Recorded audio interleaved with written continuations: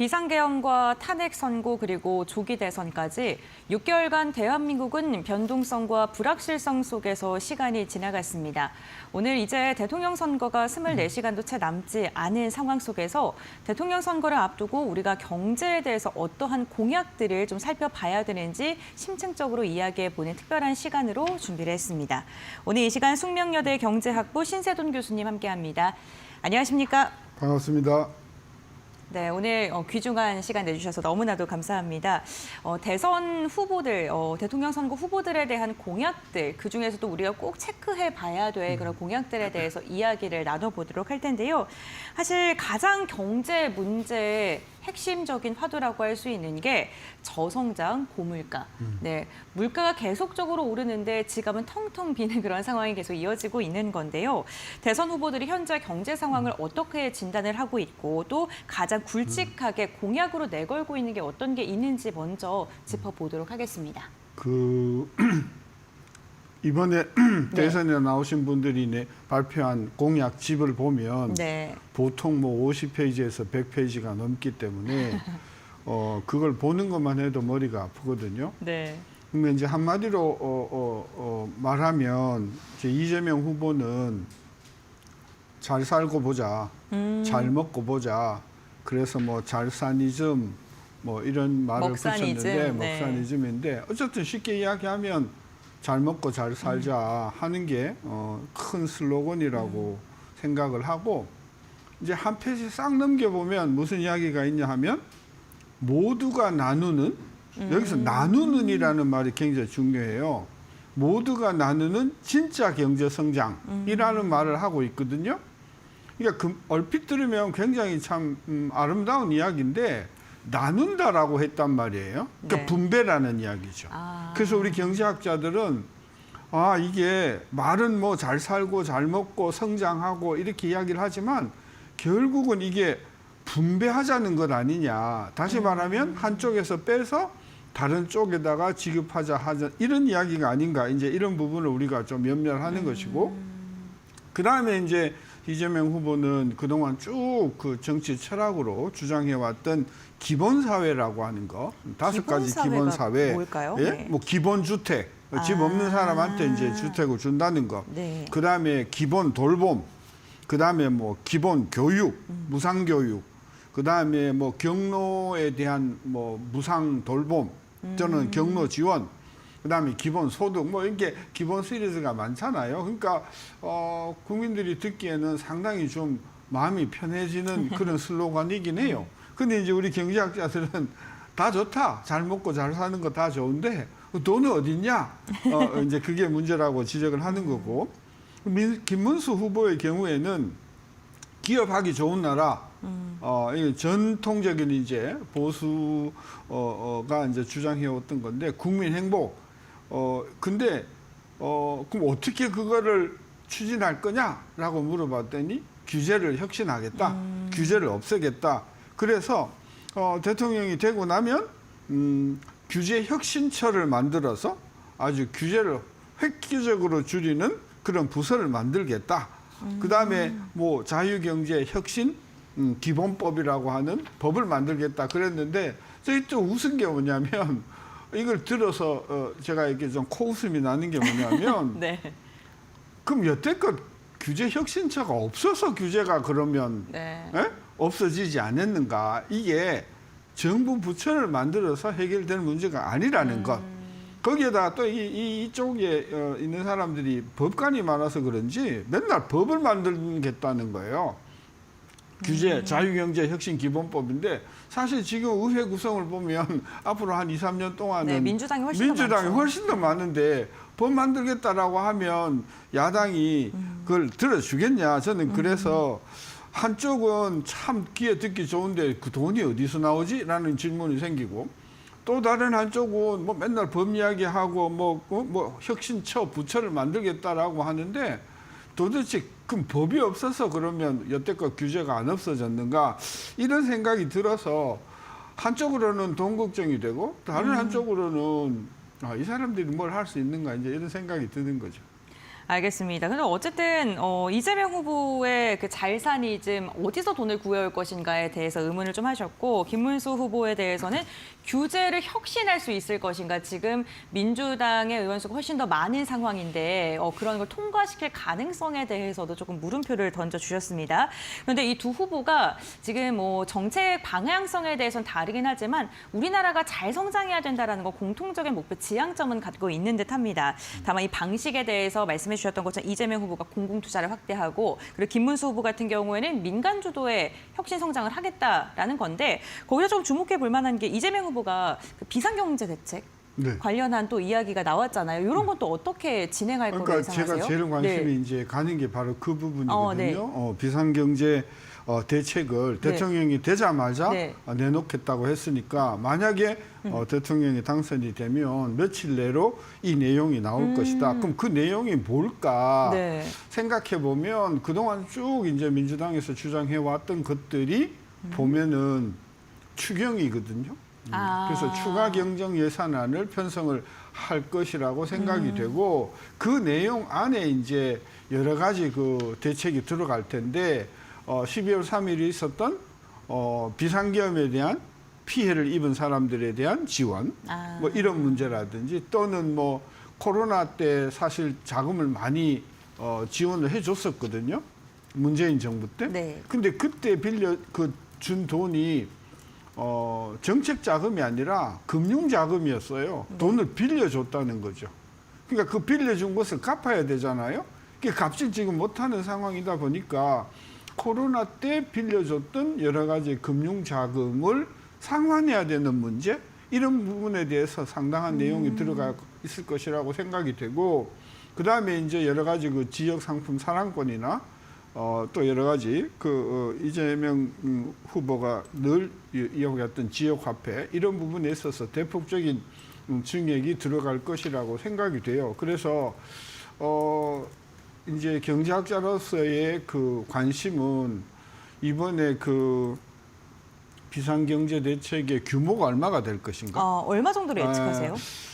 최소한 한 네. 30조는 되지 않겠는가 이런 생각들을 하는데요. 왜냐하면 지난번 정부하고 합의해서 추경을 이야기했을 때 정부 쪽에서는 10조 내외 이야기했고 이제 그 민주당 쪽에서는 한 50조 가까이 이야기했는데 그 가운데서 절차 한 3조 8천억 정도로 합의를 봤잖아요. 그러니까 13조보다는 훨씬 더 클 것이라고 생각이 되어서 한 30조 정도의 추경이 예상이 되고 있는 상황이죠.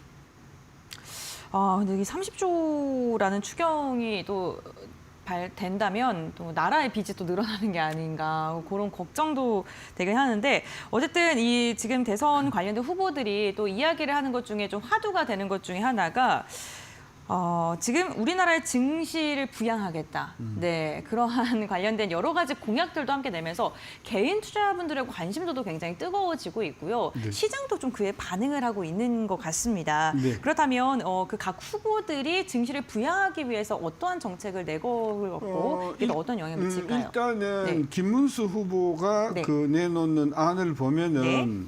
장기 투자자 다시 말하면 1년 이상 주식을 투자해서 들고 있는 사람들 그리고 금융소득이 그러니까 주식에서 얻는 배당금이나 이런 것의 소득이 2천만 원 이하인 사람에 대해서는 원천세율을 확 낮추어 가지고 장기 투자자와 저소득 그러니까 저금융이익자에 대해서 세금을 감면해 주겠다 한 게 하나가 있고 그 다음에 이제 주식 보유에 따르는 배당 이익에 대해서는 이게 분리 과세를 하겠다 한 게 있어요. 그래서 김문수 후보가 내놓는 것은 보다 구체적으로 세금 측면에서 감면 혜택을 주겠다 이렇게 이제 접근을 하고 있는데 이제 이재명 후보의 경우에는 5천위원회를 만들겠다.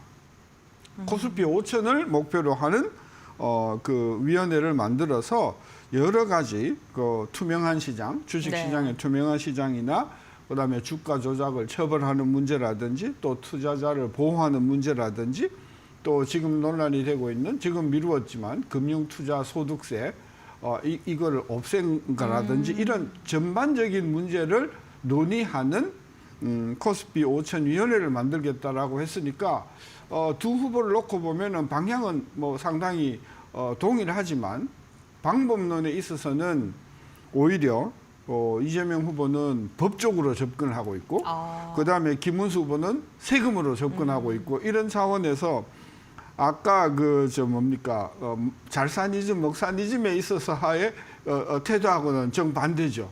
그 부분에 있어서는 네. 잘사니즘에 있어서는 혜택을 주겠다라고 하는 게 이재명 후보였고 법을 고치고 그다음에 제도적으로 접근하겠다라고 하는 게 김문수 후보였다면 증시부양책에 있어서는 거꾸로 김문수 후보는 세금 감면 혜택을 주겠다 이렇게 나왔고 그다음에 이재명 후보는 구체적으로 세금 감면 이야기를 안 하고 위원회 만들어서 법적 제도적으로 접근하겠다. 이게 재밌는 대칭점이 된다고 보는 거죠.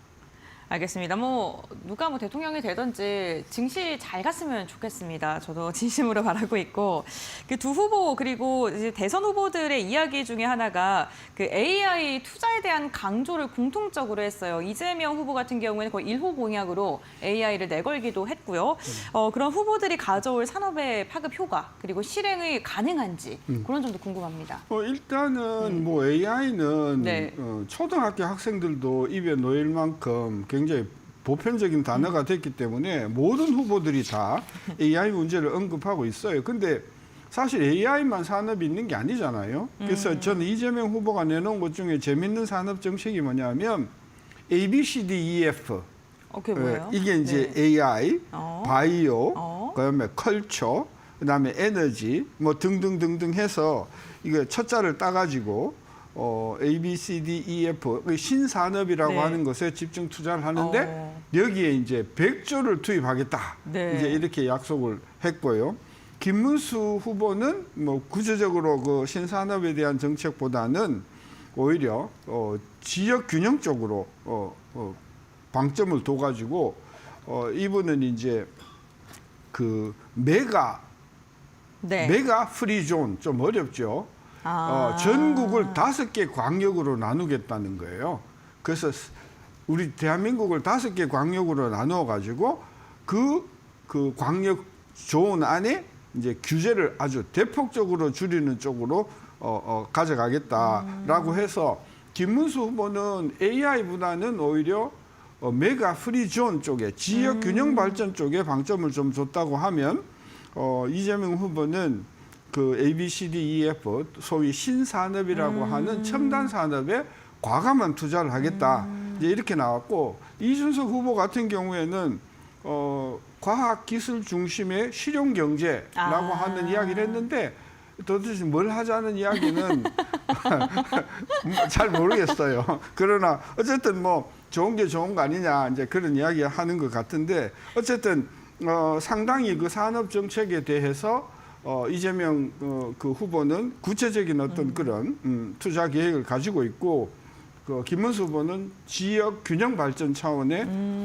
방점을 좀 둔 그래서 화이트 존이라든지 메가 프리 존이라든지 이런 그 지역 균형 발전 단위에 대한 지원을 하겠다는 게 선거 공약에 들어가 있는 중요한 차이라고 생각이 되는 거죠. 결국에는 그 메가 프리존이 GTX로 연결이 되고 결정적으로 네. 대한민국 하나를 그냥 통으로 해서 규제를 혁신하고 이런 내용인 것 같은데 네. 이게 외교 전략과도 연결이 될 수 있는 걸까요? 글쎄요, 네. 지금 외교의 가장 중요한 화두는 네. 외교를 할 것도 없죠. 트럼프의 관세 정책을 어떻게 막아내느냐 하는데 지금 전 세계가 쏠려 있기 때문에 그건 중국도 마찬가지고 유럽도 마찬가지 아니겠어요? 네. 그래서 지금 외교 이야기를 하는 거는 대북 관계라든지 아니면 러시아 관계라든지 이런 것들은 지금 한마디로 시가 안 먹히는 공약인 거고 지금 현재 외교 정책에서 가장 중요한 현안은 트럼프가 앞으로 관세를 어느 정도 올릴 것이냐. 그다음에 상호 관세 저거 10%인데 유예를 했는데 상호 관세 저거 둘 거냐? 그리고 소위 말하는 품목 관세, 지금 자동차, 그다음에 네. 알루미늄, 철강 앞으로 또 나올 거거든요. 드라마라든지 의약품이라든지 앞으로 계속해서 그 품목 관세가 나올 텐데 이거를 틀어막기 위해서 우리가 쓸 수 있는 정책, 즉 통상 정책이 네. 저는 외교에 있어서는 가장 중요한 지금 핵심 요소가 되다 보니까 뭐 방위 문제라든지 또는 뭐 지역 안보 문제라든지 대중 문제라든지 이런 것은 논의할 계제가 아닌가 저는 그렇게 보는 거죠. 그럼 산업적인 측면에서 보게 됐을 때 산업 전략에도 좀 차이가 있잖아요. 네, 그런 부분은 후보별로 어떻게 분석을 하셨을까요? 아까도 이야기했지만은 그 이재명 후보가 내놓는 산업 전략은 소위 첨단 산업, 신산업이라고 하는 것, A, B, C, D, E, F 네. 나가는 것에 대해서 과감하게 이제 100조 정도를 투자하겠다 그랬는데 문제는 100조가 어디서 나오냐는 거죠. 그 부분에 대해서는 지금 구체적으로 이야기를 하지 않고 있지만 그 100조가 전부 정부 돈은 아닐 것이 분명하고 분명히 아마 민자를 동원하는 또는 뭐 펀드를 조성하는 쪽으로 몰아나갈 것이라고 생각이 되고요. 김문수 후보의 경우에는 그냥 아까도 이야기했지만 지역의 어떤 그런 그 메가 프리존 말고는 뭐 자본 혁신, 기술 혁신, 노동 혁신, 뭐 혁신을 하자 이런 말은 구체적으로 했지만 뚜렷한 산업 정책을 내놓은 것은 적어도 공약 그 집에는 찾아보기가 힘들어서 산업 정책에 있어서는 깊이 저는 그 김문수 후보의 그 공약집이 아까 이야기한 대로 네. 전국 5대 광역권 GTX의 확장이라든지 뭐 이런 것 말고는 미래 첨단 산업에 기반한 메가 프리존 도입하겠다. 그 정도 말고는 특별히 와닿는 그런 산업 정책이라고 하는 것은 없지 않는가 하는 생각이 드는 거죠. 뭐 구체적으로 뭐 우리가 바라봐야 될 뭐 그런 게 공약집에는 부재했다라고 좀 이야기를 해주셨는데 결국에는 지금 저희가 한 얘기를 듣게 되면은 뭐 규제를 완화한다든지 세율을 뭐 낮춘다든지 아니면 우리가 복지 정책으로 돈을 투자한다든지 돈을 줄이거나 늘리는 그런 내용이거든요. 그러면은 교수님께서도 조금 의문을 표하셨던 게 돈이 도대체 어디서 나오냐, 100조를 어디서 구하느냐 뭐 이런 건데 자금 조달을 어떻게 해야 할 건지도 전 또 많이 좀 궁금하더라고요. 네, 그 사회단체에서 후보자들한테 그 공약집을 내라 하겠더니 공약집을 냈어요. 네. 그래서 두 번째로 그럼 돈이 어디서 나오냐 물었더니 그 이야기는 다들 얼버무리고 이야기를 안 했다고 하더라고요. 그래서 아마도 지금 대충 추계가 되기로는 이재명 후보가 만약에 공약대로 한다고 하면 한 210조 정도, 그리고 김문수 후보는 약 한 150조 정도, 이 정도 돈이 들어가는 걸로 지금 추산이 되고 있는데 국민도 그거 믿지 않아요. 그 다 공약을 실시할 수는 없지 않겠어요? 그러니까 결국은 그 중에서도 이제 취사 선택을 할 텐데 어떤 정책의 취사 선택을 하는가, 이게 이제 국민이 관심인데, 그렇다 하더라도 수십 조의 재원이 들어가는 것은 지금 거의 확실해졌고, 그럼 그 돈을 세금을 더 거둘 것이냐? 현재로서는 어렵잖아요. 증세는 되게 어려운 환경이니까 증세보다는 오히려 국채를 늘리는 방향으로 자금 조달을 해야만 할 테고. 그럼 결국 빚이네요. 그렇죠. 네. 그런 차원에서 놓고 보면 아까 우리가 잠깐 30조 이야기를 했는데 30조도 국채를 그게 신규로 발행을 30조 해야 되는 거거든요. 네. 그러니까 지난 발행한 것을 갚기 위한 그런 그 차환 발행이 아니고 네. 순증으로 30조 하기가 지금 매년 우리가 지금 거의 한 100조 이상의 국채를 발행하는 상황이다 보니까 제 느낌에는 아무리 이재명 후보가 통이 크고 돈을 뭐 팡팡 쓰자고 한다고 하더라도 일단 대통령이 되시고 기재부나 이런 사람들의 말을 들어보면 도저히 30조는 발행하기가 어렵습니다. 네. 이런 아마 현실적인 문제에 봉착을 하다 보면은 아무래도 그 재정은 생각보다는 좀 줄어들 가능성이 저는 있다. 즉 내년, 내후년 2년 동안 한국의 국채 발행 상황이 우리가 생각하는 것만큼 후보 때 생각했던 것만큼 녹록지는 않을 것이다. 저는 그렇게 봐서 크게 걱정을 안 해도 그냥 뭐 천문학적으로 빚이 늘어나는 그런 국채 발행은 저는 없을 것이라고 보는 거죠. 뭐 어쨌든 뭐 우리만 힘든 게 아니라 나라가 다 힘들지 않습니까? 네, 빚도 많이 늘어난 상황에서 이게 뭐 무분별하게 빚을 늘리기는 어려울 것이다라고 이야기를 해주신 듯합니다. 이제 대선이 정말 얼마 남지 않은 상황입니다. 마지막으로 교수님께 여쭙고 싶은 게 대선 후보들의 경제 정책을 좀 임팩트 있게 한 문장으로 표현을 해주신다면 어떻게 정리할 수 있을까요? 네, 이재명 후보는 네. 잘 먹고 잘 살자. 네. 좋죠. 저도 잘 먹고 잘 살고 싶고 문제는 돈은 어디서 나오는가. 그래서 이 돈을 얼마나 잘 조달하는가. 이게 후세대에 미루지 않고 빚을 끌어다 쓰지 않고 이 돈을 조달할 수 있으면 우리는 잘 먹고 잘 사는데 큰 문제가 없을 것이고 김문수 후보는 깎아줄게. 뭐 세금이든 뭐 배당세든 다 깎아줄게. 그렇게 말씀을 하셨는데, 이게 앞으로 남고 뒤로 미치는 그런 그 경제가 아니겠는가. 김문수 후보가 되면 결국은 그 규제를 혁신하는 것이 꼭 필요한데, 규제가 안 되는 이유는 공무원 때문에 그렇다. 얼마만큼 공무원들을 혁신하게 하게끔 하겠는가. 역대 대통령이 다 못했기 때문에 그 문제가 좀 남아 있고요. 그다음에 이준석 후보는 작은 정부 실용 경제 정말 좋은 말을 했는데 이게 말로만 하는 경제 아니냐. 저는 그런 차원에서 일단 다 좋은 말씀 하셔서 솔깃하긴 하나 일단은 대통령이 되셔서 그렇게 하실 수 있는지 없는지는 아마 후보 때 생각보다는 훨씬 더 어려울 것이다. 각오를 단단히 하시고 대통령에 취임을 하셔야 될 거다. 저는 그런 생각이 드는 거죠. 네, 알겠습니다. 지난 6개월간 대한민국 정말 혼돈과 변동성 국면에 있었습니다. 어느 분께서 대통령이 되든지 대한민국 잘 살았으면 좋겠고요. 행복했으면 좋겠습니다. 오늘 신세돈 교수님과 함께 경제학자 측면에서 대선 후보들의 공약 알아봤습니다. 오늘 말씀 여기까지 듣겠습니다. 고맙습니다. 감사합니다.